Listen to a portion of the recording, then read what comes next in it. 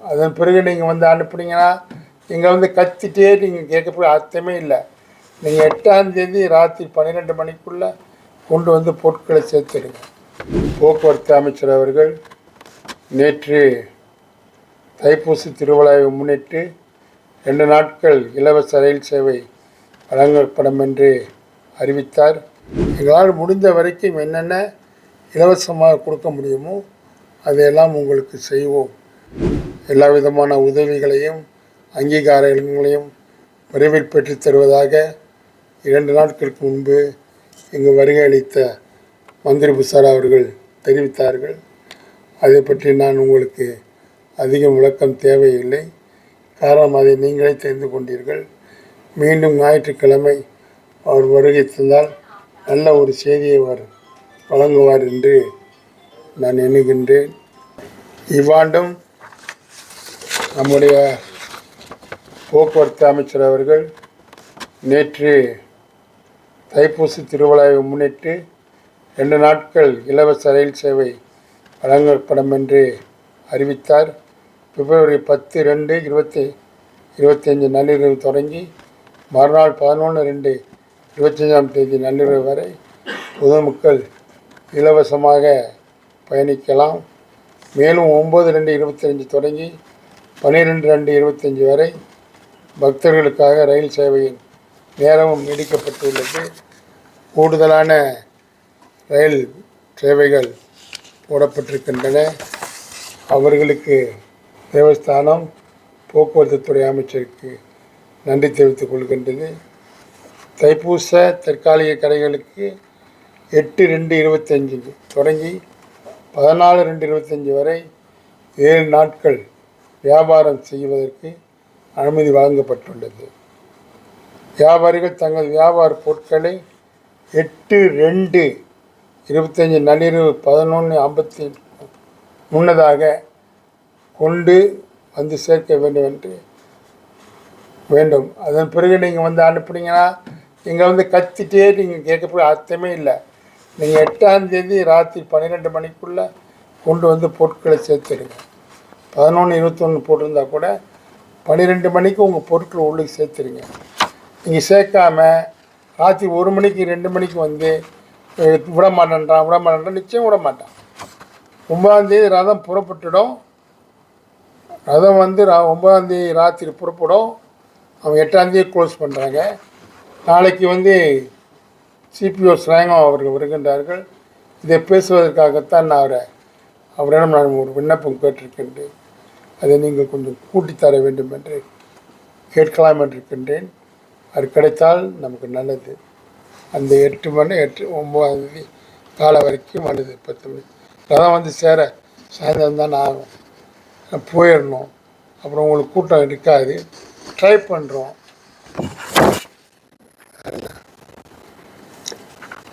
வேறு கெடாவிலே வந்து இந்த மாதமும் இந்த வருடமும் தற்காலிகமாக பொது விடுமுறை வழங்கியிருக்கின்றார்கள். மகிமாவினுடைய தேசிய தலைவர் அவர்களும் இந்த விடுமுறை வந்து தற்காலிகமாக இல்லாமல் நிரந்தரமாக இந்த பொது விடுமுறை கிடைத்தால் மிகவும் நலமாக தெரிவித்தார். அதற்கு ஸ்ரீ மகாமாரியம்மன் தேவஸ்தானமும் கெடா மாநிலத்திற்கு இப்படி ஒவ்வொரு ஆண்டும் கொடுப்பதை விட ஒரு நிரந்தரமாகவே கெடா மாநிலத்திற்கும் தைப்பூசத்திற்கு பொது விடுமுறை வழங்குமாறு அன்பு வேண்டுகோள் விடுக்கின்றோம். அதையும் நீங்கள் வந்து சேர்த்து கொள்ளுங்கள்.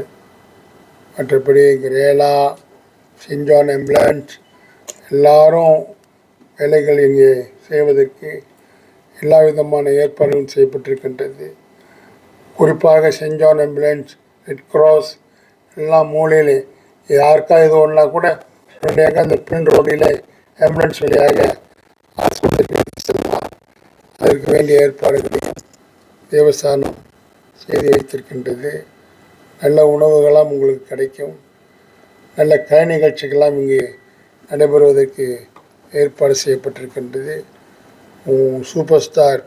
சூப்பர் சிங்கர் புகழ் மகாலிங்கம் குழுவினருடைய கச்சேரி இங்கே 9ஆம் தேதி 10ஆம் தேதி இந்த மண்டபத்தில் நடைபெறவிருக்கின்றது.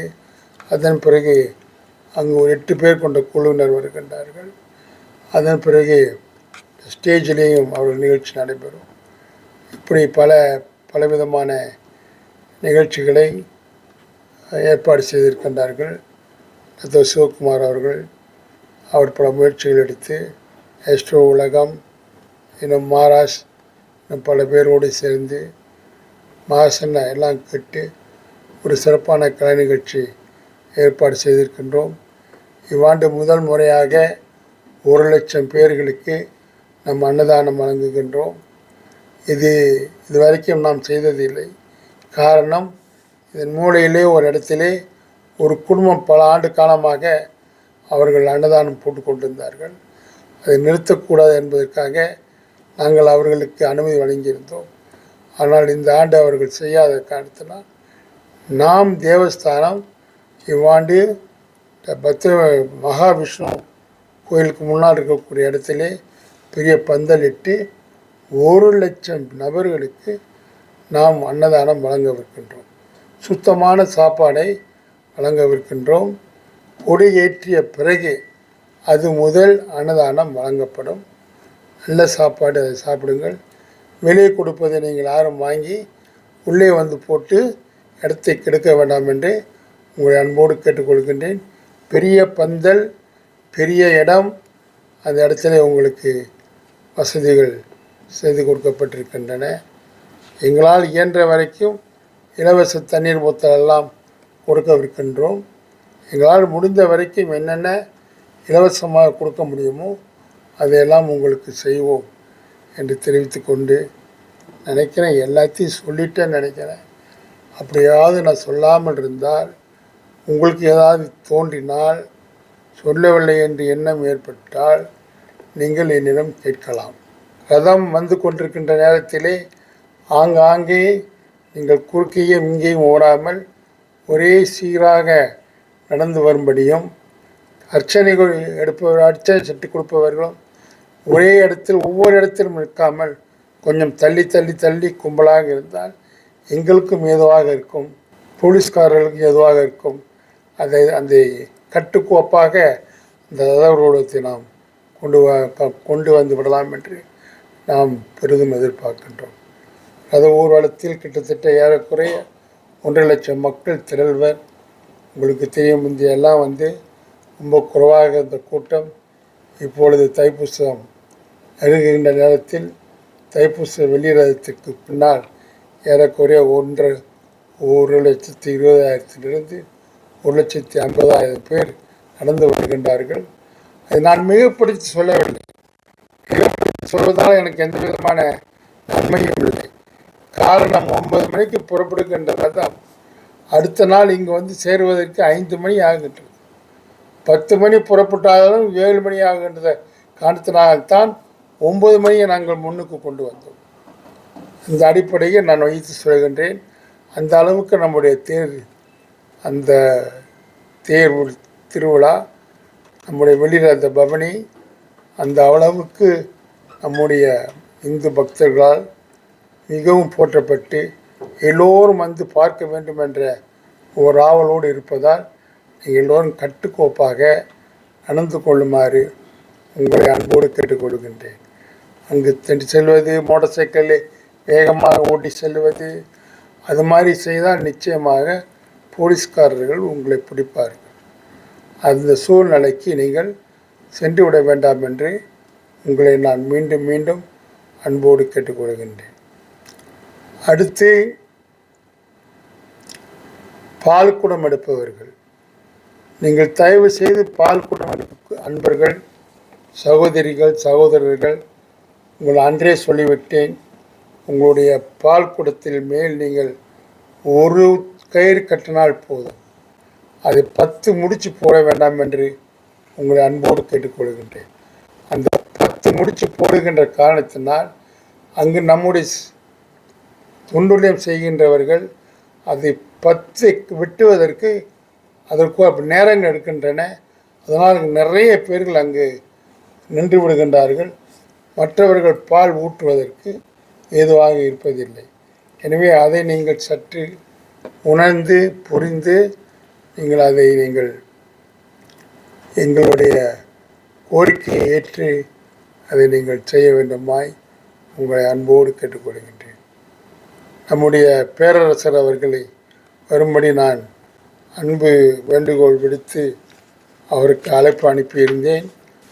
அவர்களும் இவரிடம் வர முடியாது என்று இஸ்தானாவிலிருந்து நமக்கு கடிதம் அனுப்பியிருக்கிறார்கள்.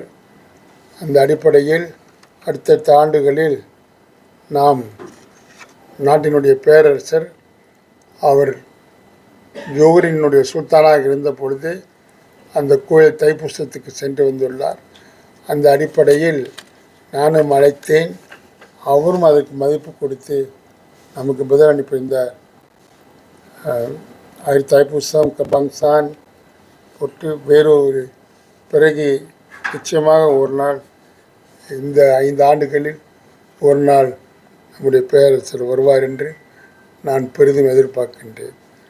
நாம் எழுதிய கடிதத்திற்கு மதிப்பளித்து நமக்கு பதில் கொடுத்தார். அதற்கு அவருக்கு என்னுடைய நன்றியை தெரிவித்துக் கொள்கின்றேன்.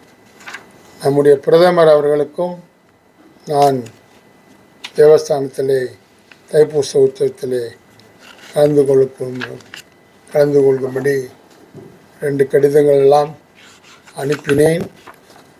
ரிசீவ் பண்ணியிருக்கின்றார்கள். இன்று வரைக்கும் எனக்கு எந்த விதமான பதிலும் வரவில்லை.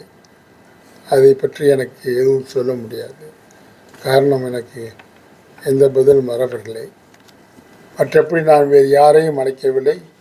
மாய்காவின் தேசிய தலைவர் டான்ஸ்ரீ டத்தோ விக்னேஸ்வரன் அவர்கள் நம்முடைய தைப்பூச உற்சவத்திற்கு நம்முடைய பிரதான அழைப்பாளராக நம்ம அவரை அறிவிக்கின்றோம். அதே வேளையில் நம்முடைய மாநிலத்தினுடைய மந்திரி புசரார் அவர்களும் தைப்பூசத்தன்று வருகை தரவிருக்கின்றார்கள். அவர்கள் இருவரும் நம்முடைய பிரதான விருந்தாளிகளாக தைப்பூசத்துக்கு விசேஷ அழைப்பாளராக கலந்து கொள்வார்கள். அன்று நாங்கள் பேசுவது என்ன பேசுவது எல்லாவற்றையும் பேசிவிட்டாகிவிட்டது. மேலும் திரு டான்ஸ்ரீ விக்னேஸ்வரன் அவரிடம் நான் நேற்று கூட பேசினேன். போன 2 வாரங்கள் முன்பு பேசினேன்.